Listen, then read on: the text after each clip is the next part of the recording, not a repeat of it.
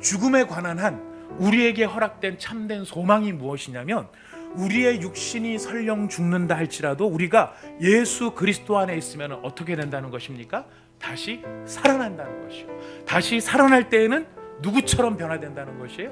예수님처럼 변화된다는 것입니다. 예수 안에 있는 것이 우리에게 소망이 되는 이유가 어디에 있습니까? 생명의 능력이 되시는 이 예수는 인간이 불가능하다고 생각하는 그 상황 속에서 살리시는 분이실 뿐만 아니라, 그냥 살리시는 게 아니라 영광의 부활체로 우리를 살리신다라는 것이. 부활이 무슨 중요성이 있습니까? 하나님께서 이렇게 하시겠다라고 하는 약속의 말씀을 하시면 어떻게 된다는 거예요? 반드시 그렇게 된다라는 거예요. 누가 준비 없을지라도, 사람들이 준비가 안 돼 있을지라도, 사람들이 기대하지 않을지라도, 하나님의 위대한 구원의 역사를 이루어 가시는 일은 누가 주도해서 가신다는 것입니까? 하나님이 주도해서 가신다는 거예요. 그 이야기의 표현이 무엇이냐면 돌이 벌써 굴러져 있었다는 거예요. 사람들은 아무런 기대가 없었다 할지라도 벌써 여인들이 찾아가기도 전에 벌써 예수의 부활의 일은 이루어졌고 성취되어 있고 완성되어 있었다는 것이. 하나님의 능력과 하나님의 일하심은요, 인간의 경험과 인간의 이해와 인간의 지혜의 범위를 뛰어넘는 초월적이신 하나님이시고 섬세하신 하나님이신 것을 우리는 믿어야 할 것입니다.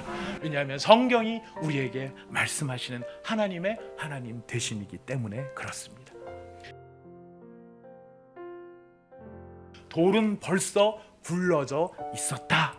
여러분, 이것을 꼭 기억하시기를 바랍니다. 왜냐하면 하나님께서는 우리의 인생에 있어서도 벌써 돌을 굴려버리신 하나님이시기 때문에 그런 것입니다. 예수를 섬기는 자들, 여러분, 섬긴다는 게 무슨 뜻입니까?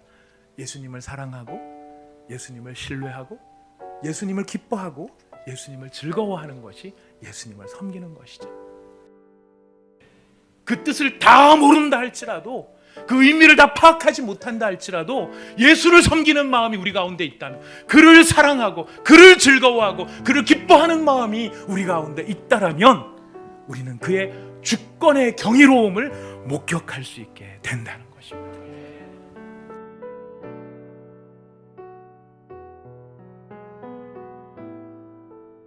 오늘 우리가 읽은 본문 말씀, 잘 아는 예수님의 부활의 본문 말씀입니다.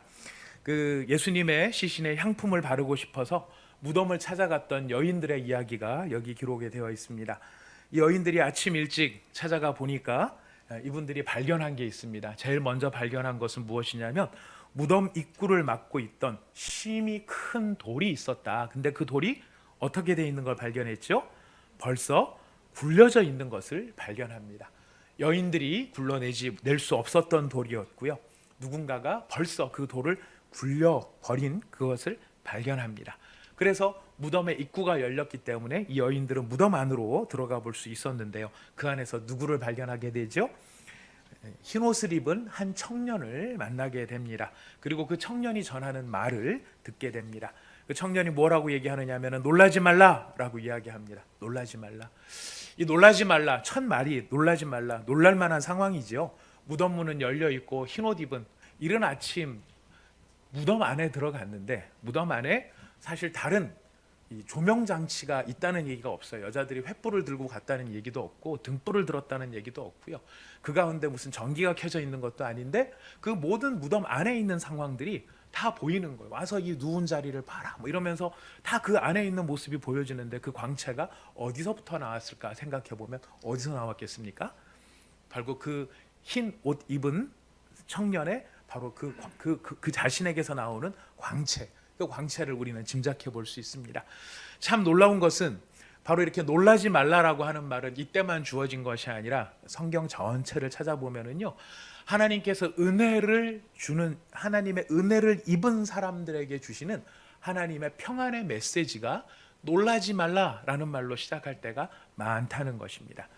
여호수아만 놓고 보더라도 여호수아 1장 9절에 보면은, 내가 내게 명령한 것이 아니냐, 강하고 담대하라, 두려워하지 말며 놀라지 말라. 뭘 약속하십니까? 내가 어디로 가든지 내 하나님 여호와가 너와 함께 하느니라. 놀라지 말라라고 하는 평안의 메시지로 인사를 나눕니다. 그리고 그 여인들이 이 무슨 말을 뭐 할 수 있는 겨를도 없는데 이 청년이 다 이야기를 합니다. 나레이션을 합니다. 너희가 십자가에 못 박히신 나사렛 예수를 찾는구나. 그가 살아나셨고 여기 계시지 아니하느니라. 보라 그를 두었던 곳이라. 그리고 뭐라고 얘기하느냐면은 가서 그의 제자들과 베드로에게 알려주라라고 이야기합니다. 무엇을 알려주느냐면 예수께서 너희보다 먼저 갈릴리로 가시나니 전에 너희에게 말씀하신 대로 너희가 거기서 배우리라. 이 이야기를 전하라고 합니다. 예수님은 지금 이 청년의 이야기처럼 이미 전에 자신의 죽음과 부활에 대해서 이미 말씀하신 적이 있으십니다. 주를 부인하지 않겠나이다 하고 모든 제자도 이와 같이 말하니라. 누가 이야기를 하고 있죠? 베드로가 이야기를 하고 있습니다. 근데 예수님이 뭐라고 말씀하시냐면 네가 3번 나를 부인할 것에 대해서 이야기를 하시고 베드로가 절대 그렇게 안 할 거라고 다짐까지 하는 이야기가 여기 기록이 되어 있습니다. 여러분 잘 기억하실 수 있을 것입니다. 자, 그런데 예수님께서 이렇게 여러 번 가르치셨는데도 불구하고 제자들은 예수님의 예고해 주신 말씀에 아무런 기대가 없었다는 것을 우리는 이미 잘 알고 있습니다. 그 증거가 무엇이죠?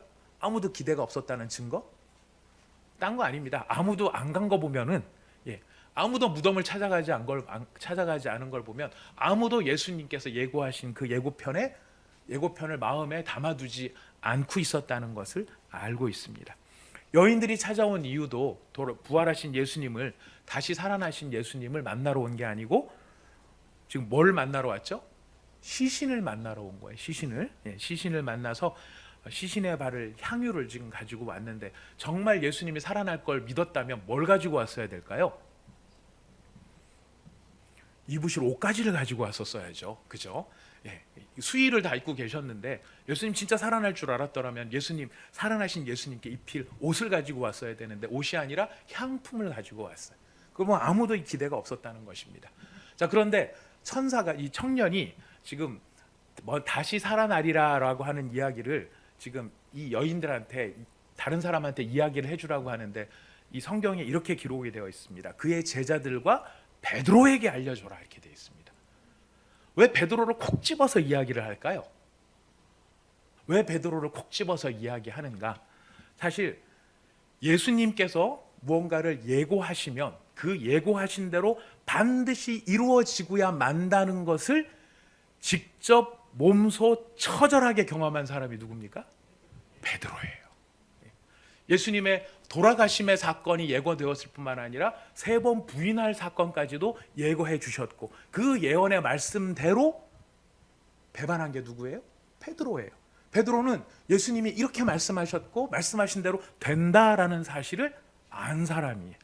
자, 그렇다면 지금 우리가 이 본문에서 찾아야 될 참 유머러스하면서도 굉장히 이렇게 전곡을 찌르는 이 성경의 표현이에요. 만약 그 밤에 닭 2번 울기 전에 네가 3번 나를 부인하리라 하신 예수님의 예고하신 대로 네가 3번 부인한 경험이 있다라면 지금 뭐를 기억하는 것이 정상이겠습니까? 그 바로 직전에 얘기하신 것, 내가 살아나리라. 내가 살아난 후에 너희보다 먼저 갈릴리로 가리라 하신 그 예고의 말씀을 주목해야 되는 것이 마땅한데도 불구하고 베드로는 어떻게 합니까?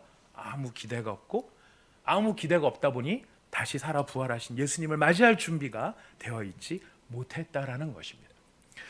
베드로는 왜 예수님의 부활에 대해서 이렇게 아무런 기대도 할 수 없었을까요? 분명히 자기에게 하신 말씀이 성취되었다면 그 앞에 하신 말씀도 성취가 되리라는 것을 생각하면서 준비할 수도 있었을 텐데 왜 아무런 기대가 없었을까요? 부활을 기대하기에는 예수님의 죽음이 너무나 처절한 죽음이었고 처참한 죽음이었고 확실한 죽음이었다는 거예요.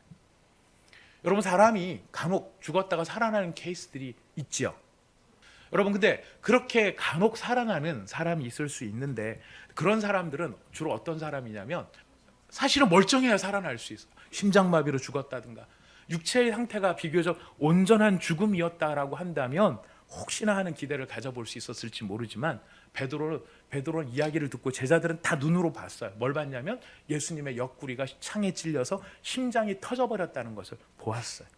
그리고 그의 무릎을 꺾어버렸는데도 아무런 반응을 보이지 않는, 로마 시대에 사람이 죽었는지 안 죽었는지를 확인하는 것이 무릎을 이렇게 꺾어버리는 거였는데, 이렇게 꺾었는데도 불구하고 예수님이 아무런 반응이 없다는 것은 진짜 확실히 죽었다는 거예요.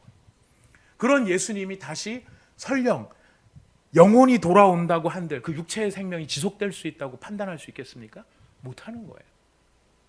겉이라도 멀쩡해야지 그런 기대감을 볼 수 있는데, 자, 그러나 과연 육체가 회복될 수 없을 만큼 훼손되었다고 해서 다시 살아날 수 없는 것일까? 아니요. 예수님께서는 일반적인 경우라면 분명히 그래요. 하지만 예수님께서는 자신의 몸의 부활에 대해서 불가능하지 않다는 것을 사실 제자들한테 미리 예고편으로 보여주신 적이 있으세요. 제가 앞에 말씀드렸던 나사로의 경우에 마르다는 이렇게 증언합니다. 그가 죽은 지 이미 나흘임에 뭐가 난다고요? 냄새가 난다 그래요. 냄새가 나는 이유가 무엇이겠어요? 부패했기 때문입니다. 장기가 손상되었고 그 몸의 세포들이 회복이 불가능한 그런 상황이 놓여졌다는 말이 부패, 냄새가 나기 시작했다는 거예요. 그러나 예수님 뭐라고 말씀하십니까? 나오너라 했었을 때 신체가 상하고 이 복구할 수 없는 냄새나는 부패한 그 시신의 상태임에도 불구하고 생명을 살리시는 예수님의 능력은 어떠합니까? 장기가 망가지고 회복이 불가능한 신체일지라도 다시 회복시킬 수 있다는 것을 이미 명백하게 보여주고 계시는데도 불구하고 베드로나 누구도 그 상황에 대해서 염두에 두고 그걸 연결시켜 보지를 못하고 있었다라는 것이, 이렇게 예수님께서 다시 살아나시는 이 능력을 보여주시고 계시는데, 그럼에도 불구하고 우리가 잘 알고 있는 것 한 가지가 있죠. 이 나사로가 다시 살아난 것하고 예수님께서 부활하신 것은 근본적으로 다른 차이가 있습니다. 다시 살아난 나사로의 몸은 또다시 죽을 몸이었지만 예수님의 몸은 영광의 부활체였다라는 것이죠. 예수님의 부활에 대해서, 특별히 죽은 자들이 마지막 날에 다시 살아날 그 부활에 대해서는 뭐라고 말을 하냐면은 아나스타시스라고 이야기를 합니다. 아나스타시스. 그러니까 표현이 다른 거예요. 예수님의 이 부활체는 시간과 공간을 초월하는 몸을 입으셨습니다. 다시 죽거나 썩지 않는 몸을 입으신 것이죠. 여러분, 이것은요 오직 예수님 안에서 예수님만이 주실 수 있는 진정한 소망입니다. 그리고 죽음에 관한 한 우리에게 허락된 참된 소망이 무엇이냐면, 우리의 육신이 설령 죽는다 할지라도 우리가 예수 그리스도 안에 있으면 어떻게 된다는 것입니까? 다시 살아난다는 것이요. 다시 살아날 때에는 누구처럼 변화된다는 것이에요? 예수님처럼 변화된다는 것입니다. 그래서 예수 그리스도의 부활에 대해 오늘도 우리가 교동문에 읽었지만 그의 부활하심은 잠자는 자들의 무엇이 되셨다고요? 첫 열매가 되셨다라는 것입니다. 우리가 죽음 앞에서 소망을 가질 수 있는 것은 우리가 누구 안에 있기 때문입니까? 예수 안에 있기 때문입니다. 예수 안에 있는 것이 우리에게 소망이 되는 이유가 어디에 있습니까? 생명의 능력이 되시는 이 예수는 인간이 불가능하다고 생각하는 그 상황 속에서 살리시는 분이실 뿐만 아니라, 그냥 살리시는 게 아니라 영광의 부활체로 우리를 살리신다라는 것이. 여러분, 아까 말씀드렸습니다. 여인들이 그 무덤에 갔을 때 벌써 뭐가 굴러져 있었다고요? 돌이 굴러져 있었다. 예수님께서 무덤에 가셨을 때 벌써 돌이 굴러져 있었다라고 하는 이 말씀이 참 뜻이 깊은 의미를 담고 있습니다. 이것은 무엇이냐면, 예수님이 부활하실 것이라는 것을 이미 예고를 하셨고, 한 번도 아니고 지금 마가복음에만 2번이고 다른 복음서까지는 여러 번 이야기를 하셨는데도 불구하고 제자들은 기대도 안 했고 기대도 할 수 없었고, 그래서 마중도 안 나갔고, 예수님을 환영하기 위해서 다 모여서 축부활 플랜카드 써붙이고 아무도 기대하지 못하고 모두가 절망 가운데 빠져 있었던 그 순간임에도 불구하고 그런 상황에 예수님은 부활하신 것이죠. 부활하셨는데 부활이 무슨 중요성이 있습니까? 하나님께서 이렇게 하시겠다라고 하는 약속의 말씀을 하시면 어떻게 된다는 거예요? 반드시 그렇게 된다라는 거예요. 누가 준비 없을지라도, 사람들이 준비가 안 돼 있을지라도, 사람들이 기대하지 않을지라도, 하나님의 위대한 구원의 역사를 이루어 가시는 일은 누가 주도해서 가신다는 것입니까? 하나님이 주도해서 가신다는 거예요. 그 이야기의 표현이 무엇이냐면 돌이 벌써 굴러져 있었다는 거예요. 하나님은 기억하십시오. 말씀하시면 반드시 이루시는 분이십니다. 어떨지라도요, 우리에게 조건이 없을지라도, 사람들은 아무런 기대가 없었다 할지라도 벌써 여인들이 찾아가기도 전에 벌써 예수의 부활의 일은 이루어졌고 성취되어 있고 완성되어 있었다라는 것이. 그 여자들은 뭐만 보는 것입니까? 하나님이 이루어 놓으신 그 일을 목격을 할 뿐이었던 것이죠. 여러분, 우리의 삶 속에는 이런 부분들이 저도 참 많은 것을 느끼게 됩니다. 베드로처럼 분명히 하나님의 은혜를 받았고 기도를 통해서 응답을 받았음에도 불구하고 여러분, 우리가 자주 그걸 망각할 때가 있어요. 하나님은 한 번 하시겠다 하시면은, 이걸 하셨다면, 저것도 약속하셨다면 하실 하나님이신데도 이거는 이루어 주신 하나님이시지만은 저거는 어쩌면 안 될지도 몰라라고 우리는 선택적으로 생각하는 면이 참 많이 있는 것을 보게 됩니다. 하나님이 하신 일을 기억하지 못해서 불안하고 낙심하고 좌절하는 나의 믿음 없는 모습도 참 많이 보게 됩니다. 그리고 또한 하나님을 믿는다라고 하면서도 주로 어떤 범위에서 믿느냐면, 나의 경험의 범위 안에서 내가 봤을 때 될 만한 것들, 그것들이 될 일을 믿는다라고 생각할 때가 참 많다라는 것이. 하지만 여러분, 하나님의 능력과 하나님의 일하심은요, 인간의 경험과 인간의 이해와 인간의 지혜의 범위를 뛰어넘는 초월적이신 하나님이시고 섬세하신 하나님이신 것을 우리는 믿어야 할 것입니다. 왜냐하면 성경이 우리에게 말씀하시는 하나님의 하나님 되심이기 때문에 그렇습니다. 여러분, 그래서 우리의 믿음은 누구에게 있는 것이죠? 나에게 있는 것이 아니고 하나님께 있습니다. 나의 믿음 누구에게 있네? 주께 있네. 십자가 능력이 내 영광 되었네. 찬양으로 고백하지 않습니까? 왜 그럴 수 있죠? 하나님의 구원의 역사는 하나님이 인간의 힘을 초월해서 인간의 경험을 의지하지 않고 그들의 반응을 의지하지 않고 스스로 그 일을 이루시고 그 일을 우리로 하여금 누리게끔 만드시는 분이 우리 하나님이신 것입니다. 여러분, 기억하십시오. 여인들은 알지도 못하고 기대도 없었지만 예수님은 벌써 돌을 굴려버리신 분이십니다. 그리고 이미 살아나신 것을 약속을 따라 행하고 계십니다. 오늘 이 부활의 아침 우리가 꼭 기억해야 될 것은 돌은 벌써 굴러져 있었다. 여러분, 이것을 꼭 기억하시기를 바랍니다. 왜냐하면 하나님께서는 우리의 인생에 있어서도 벌써 돌을 굴려버리신 하나님이시기 때문에 그런 것입니다. 자, 그러나 여러분, 이 불완전해 보이는 듯한 이 여인들의 모습 속에서도요, 우리가 기억해야 될 중요한 메시지가 있어요. 여러분, 그건 무엇이냐면, 이 무덤으로 간 사람들 이름 혹시 다 기억하십니까? 예수님이 돌아가시던 바로 그 순간 그 자리 십자가를 지켰던 여인들의 이름이 곧 예수님의 시신의 향품을 바르러 가던 바로 그 여인들이라는 것을 성경은 이야기를 하고 있습니다. 근데 이 향품을 바르러 갔던 이 여자들을 특징 짓는 중요한 단어가 하나 있습니다. 그것이 무엇이냐면, 그 여인은 예수를 섬기던 자들이다라고 되어 있습니다. 섬기는 자들. 여러분, 이 여인들의 모습이 왜 중요하냐면요, 여러분, 지난 고난주간 특세를 참여하신 분들은 기억하실 거예요. 지난 고난주간 특세 목요일 날 살펴보았던 사람들과 비교되고 대비되기 때문에 그래요. 군중심리에 의해서 선동당해서 무지 가운데 속아서, 그래서 인간 안에 있는 죄악 때문에 예수님을 이렇게 넘겨버립니다. 넘기는 자들이 있었어요. 그러나 모두가 이렇게 예수님을 넘기는 같은 그 순간에 또 어떤 사람들이 있습니까? 예수를 섬기는 자들이 있었어요.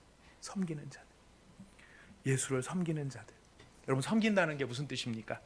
예수님을 사랑하고 예수님을 신뢰하고 예수님을 기뻐하고 예수님을 즐거워하는 것이 예수님을 섬기는 것이죠. 이게 왜 중요하냐면, 부족할지라도 모자랄지라도요, 예수님을 섬기는 사람들은 어디에 지금 참여하고 있어요? 예수의 부활의 현장에 참여하고 있다라는 것이. 즉시 깨닫지 못하고 충분히 깨닫지 못하고 즉시 찬양하지 못하고 충분히 감격하고 찬양하지는 못할 망정에 예수를 섬기려고 하는 그 여인들은 부활의 현장을 목격할 수 있었고 부활의 소식을 들을 수 있었고 그 소식을 전할 수 있었던 사람들이었다는 것이. 그러나 꼭 기억하십시오. 부족할지라도요, 예수님을 섬기는 자가 될 때 우리는 예수님의 권능의 현장에 참여할 수 있습니다.